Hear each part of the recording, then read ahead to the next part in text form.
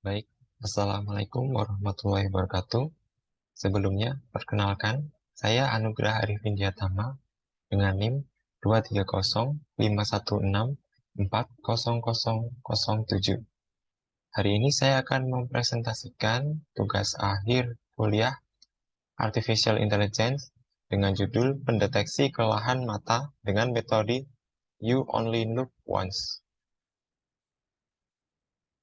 Baik, latar belakang untuk penelitian ini adalah kelelahan mata, karena bagi para karyawan yang pada umumnya bekerja di depan layar monitor selama 7 jam setiap harinya, bisa saja mengalami kelelahan mata, atau yang bisa disebut dengan Computer Vision Syndrome atau CVS.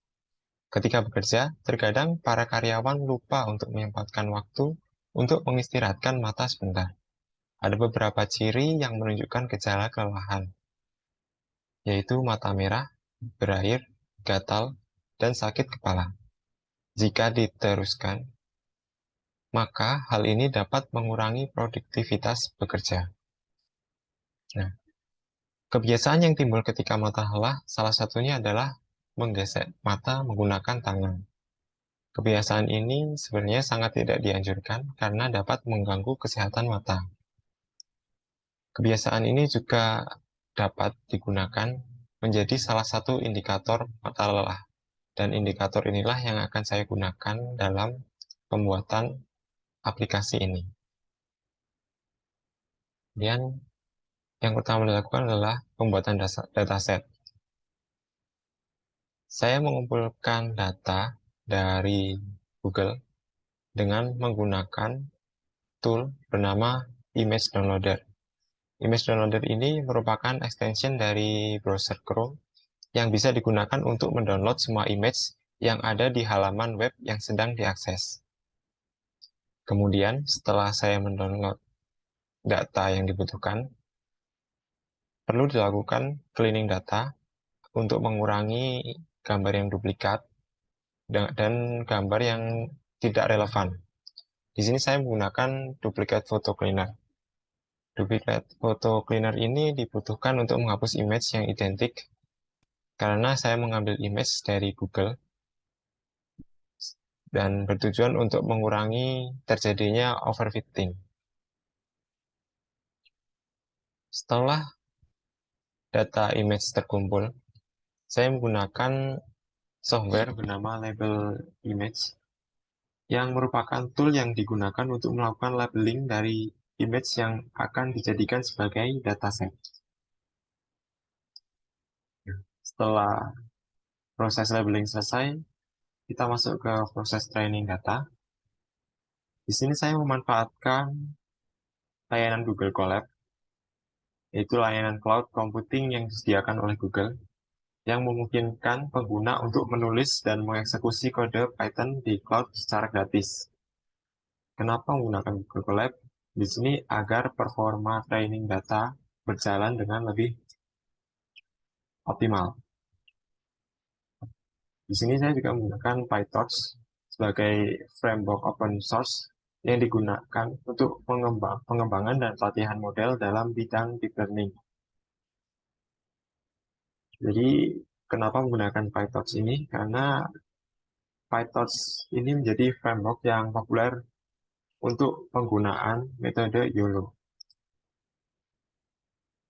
Nah, YOLO, apa itu YOLO? YOLO adalah sebuah metode deteksi objek dalam bidang computer vision yang sangat cepat dan efisien. Dan YOLO dikembangkan untuk mengidentifikasi dan menempatkan objek dalam sebuah gambar secara real-time. Kemudian saya menggunakan Google Colab. Saya menggunakan Anaconda. Di sini Anaconda adalah sebuah platform yang dapat digunakan dalam pengembangan aplikasi dan analisis data menggunakan bahasa pemrograman seperti Python. Dalam kasus ini, saya menggunakan Anaconda untuk membuat local environment sementara untuk menjalankan Jupyter Notebook secara lokal. Jadi fungsinya di sini untuk pengetesan awal di device, karena ketika menggunakan Google Colab, kita tidak bisa mengakses webcam dari PC lokal kita. Hasil dari pengembangannya adalah sebagai berikut. Saya memanfaatkan Google Drive juga untuk menyimpan checkpoint dari proses training data. Karena ketika menggunakan Google Colab yang free, ada batasan waktu dan di sini untuk mengantisipasi juga jika terjadi kendala dalam proses training. Jadi checkpoint tetap tersimpan di dalam Google Drive dan bisa kita akses kapanpun. Oke, saya menggunakan image dengan ukuran 640 dengan batch -1 yang artinya di sini batch akan ditentukan secara otomatis oleh YOLO dan epoch saya menggunakan 50.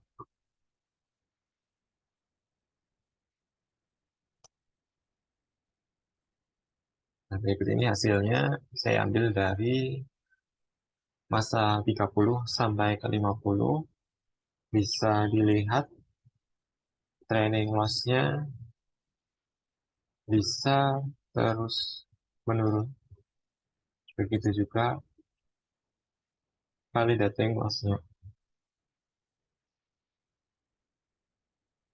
Nah, ketika image yang sudah kita beri label masuk ke dalam YOLO akan diproses lagi. Sebenarnya ada beberapa proses augmentasi dalamnya.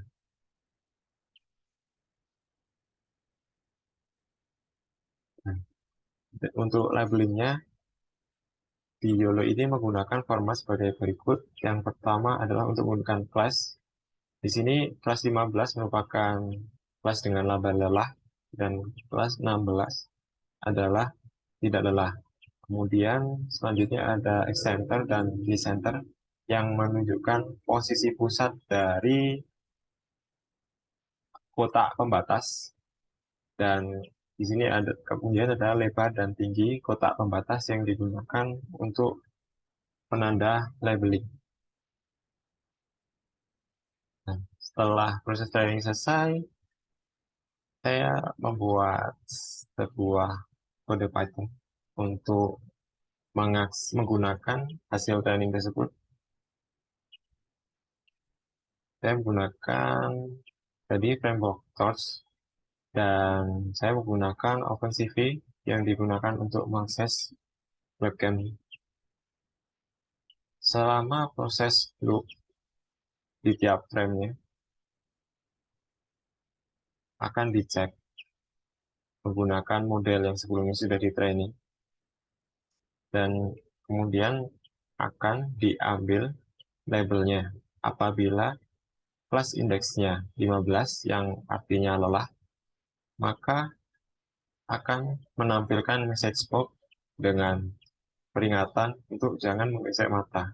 Istilahlah jika matamu lelah. Dan message ini hanya akan muncul jika confidence threshold-nya di atas 0,8. Jadi untuk mengantisipasi jika terjadi kesalahan pembaca lelah dengan confidence threshold yang rendah. Nah, ini adalah struktur dari hasil deployment saya. Pengguna hanya perlu menjalankan icetrain.bat ini, maka otomatis aplikasi ini akan berjalan. Pengguna juga tidak perlu menyiapkan environment-nya di PC masing-masing karena di sini saya sudah menggunakan WinPython yang merupakan local environment dan dengan .bat ini akan otomatis menggunakan local environment ini untuk menjalankan kode Python dengan menggunakan model yang sudah dilatih. Sekian presentasi dari saya. Terima kasih untuk perhatiannya.